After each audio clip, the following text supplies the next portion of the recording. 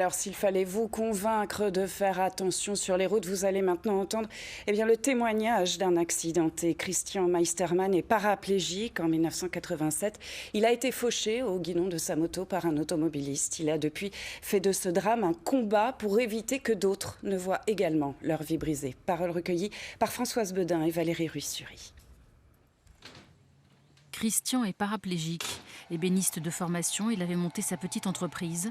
Sa vie a basculé en 1987, alors qu'il rentrait d'Autriche avec un groupe de motards. Il pleuvait très fort, on roulait doucement, en grappe.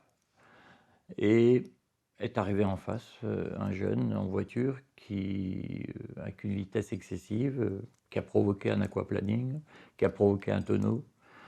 Lequel tonneau, voiture en vrille, est venu percuter comme une boule dans un jeu de quilles la grappe de motard dont je faisais partie. Et au lieu de pouvoir passer par-dessus la voiture, j'ai passé sous la voiture. Crac, la colonne brisée. Après des mois d'hospitalisation, des opérations du dos et des années de rééducation, le verdict tombe, il ne pourra plus jamais remarcher. Il doit réaménager sa maison, prototype d'élévateur extérieur et intérieur, planchers à niveau. On passe quand même d'une étape de quelqu'un qui est tout à fait autonome à une personne qui va passer sa vie à demander. Il y a une porte que je n'arrive pas à ouvrir, une étagère que je n'arrive pas à atteindre, il y a une chose que je n'arrive pas à ramasser, il y a un bagage que je ne peux pas porter, et là c'est juste le quotidien, quoi. Il faut une force de résilience qui n'est pas évidente.